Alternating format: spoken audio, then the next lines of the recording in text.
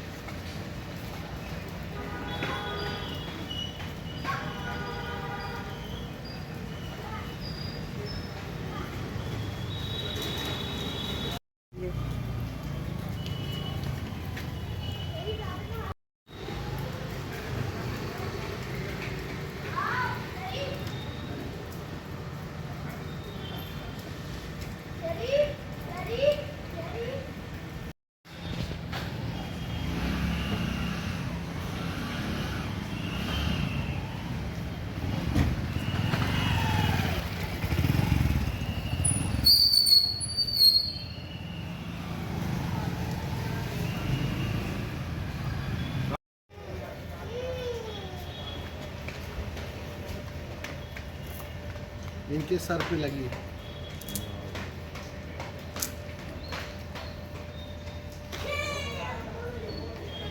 बताएं क्या नाम है आपका? मेरा नाम है सपना जौहरी। कल हम वेकेशन वैली गए थे अपने बच्चे का 20वां बर्थडे सेलिब्रेट करने के लिए। उसके बाद हम लोग जब पानी में एंजॉय करने चले गए, जब थोड़ी देर बाद देखा तो रेन डांस जहाँ होता है वहाँ हमारे बैग रखे हुए थे। बैग पूरी तरह से गीले हो गए। ठीक है, तो हमारा जो गेट कीपर था उससे बहस हुई, तो गेट कीपर भी मेरे हस्बैंड के साथ बदतमीज़ी करने लगा। और वो गेट कीपर है, मेरे हस्बैंड से बदतमीज़ी करेगा, ये तो बर्दाश्त करेंगे नहीं। उनको भी गुस्सा आई, तो दोनों में बहस हो गई। बहस होने के बाद उनके मालिक आए वेकेशन वैली के, फिर उन्होंने आपस में ना समझौता करवा दिया, रहने दीजिए सर, हो गया, हमसे गलती हो गई, आप माफ़ कीजिए, बात आई गई हो गई। उसके बाद हम लोग निकल करके अपना पार्टी पूल में इंजॉय करने जा रहे थे। इतने में ही वहाँ का सिक्योरिटी गार्ड आया, डंडा लेकर के गाली गलौज, कौन है साले, किसकी इतनी हिम्मत है कि हमारे स्टाफ के साथ बदतमीज़ी कर रहा है हम लोगों के साथ।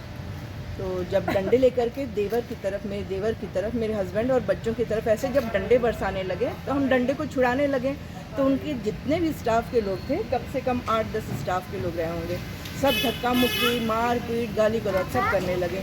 जब गाली गलौज करेंगे तो हम भी तो बीच बचाव करने लगे। बीच बचाव कर रहे थे, इतने में मेरे हस्बैंड को उन्होंने डंडे से मारा। मेरे हस्बैंड के हाथ में ज़ोर से लगी है, पैरों में स्वेलिंग है। और मेरे बच्चे का 20वां बर्थडे था, उसको कल बर्थडे के दिन ये गिफ्ट मिला है वेकेशन वैली में। क्या नाम है आपका? मेरा नाम सुगंधा श्रीवास्तव है। कल मेरे भतीजे का जन्मदिन था, 20वां जन्मदिन था, तो हम लोग सोचे चलो सेलिब्रेट करने चलते हैं। तो हम लोग बेला में एक वाटर पार्क है वेकेशन वैली करके, तो वहाँ गए थे। तो हम लोग एंजॉय कर रहे थे अच्छा पूल में, और हमने अपना सामान रख दिया था, जैसे बाकी लोगों का रखा था वहाँ रखा हुआ था। हम लोग आए, एंजॉय करते करते स्लाइड की तरफ हम लोग आए, तो वहाँ देख रहे हैं कि जहाँ हमारा सामान रखा हुआ है वहाँ पे उन्होंने रेन डांस का शावर चालू कर दिया। अब हमारा जो बैग था उसके अंदर हमारे पर्स थे, मोबाइल थे, सब चीज़ें थी। अब देख रहे हैं कि वो बैग जो है रेन डांस के पानी से जो है वो भीग गया था हमारा बैग पूरा। तो वहाँ के जो लोग थे, हमने बोला कि भैया ये क्या चीज़ है कि आप थोड़ा साइड में कर सकते थे बैग। बोले नहीं, आपको ये बैग लॉकर में रखना चाहिए था। तो हमने कहा कि लॉकर का ऐसा तो आपने पहले तो बताया नहीं था कुछ कि बैग को लॉकर में ही रखना है, या ना ही कहीं लिखा हुआ था कि बैग या अपना कोई भी सामान लॉकर में रखना है। खैर हमारा जो सामान था वो भीग गया, मोबाइल पर्स वगैरह सब भीगे। बहसा बहसी हुई, वो लोग बहुत बदतमीज़ी हमसे करने लगे कि नहीं आपको ऐसा नहीं कर, बहुत मतलब अभद्रता हमसे करने लगे। जो थोड़ा शोर शराबा सुन के उनके मालिक का बेटा आया हमारे पास, तो जो भी था माफ़ी वाफ़ी मांगने लगा, बात सॉर्ट आउट हो गई। उसके बाद हम लोग फिर चले गए। तो बाद हम लोग एंजॉय कर ही रहे थे, वापस जाके हम लोग तो उधर से एक उनका आदमी आया, ब्लैक कलर की टी शर्ट पहना हुआ था जिसके ऊपर सिक्योरिटी लिखा हुआ था। डंडा लेके आया और चिल्लाते हुए वहाँ से आ रहे कौन है माँ बहन की गालियाँ देते हुए तो मारना शुरू करने लगा। हम लोग उसको छुड़ाने लगे, हमारे पुरुषों पे उसने डंडा उठाया, मारा भी। हम लोग उसको छुड़ाने लगे तो हमारे साथ महिलाओं के साथ और बच्चों के साथ उसने अभद्रता, मारपीट, सबको, मेरे जेठ जी को, मेरे हस्बैंड को, मेरे भतीजे को, मुझे, छोटे छोटे बच्चों को, सबको मारा। सबके ऊपर चोट के निशान भी हैं। गाली गलौज करने लगा, बोला कि आप होते कौन है, मैं यहाँ का लोकल हूँ, मैं छोड़ूंगा नहीं, ये करके मारपीट करना, अभद्रता करना शुरू कर दिया। उसके बाद हम लोग जैसे अपना बचाव करने लगे, बचाव करते करते चप्पल वप्पल सब उतार के हम लोग भाग के आए, सबके पैर पे छाला वाला सब थे। ठीक है, वो भी बात हो गई। फिर हमने सामान थाना रामपुर बघेलान कंप्लेंट करने गए। वहाँ पे एएसआई सर थे, उन्होंने बोल दिया कि हम आपकी एफआईआर नहीं लिख सकते। बोले टीआई सर आएंगे तब उनसे बात करें। बहुत हमने कहा कर लीजिए, एफआईआर रिपोर्ट कर लीजिए, तो बोलो नहीं टीआई सर। फिर फाइनली उन्होंने टीआई सर का नंबर दिया कि आप खुद बात कर लीजिए।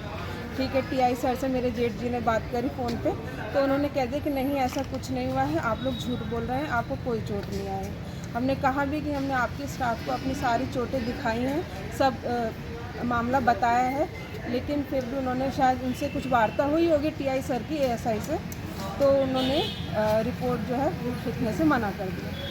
फिर टीआई साहब का फ़ोन आया और टीआई साहब उल्टा इनको धमकाने लगे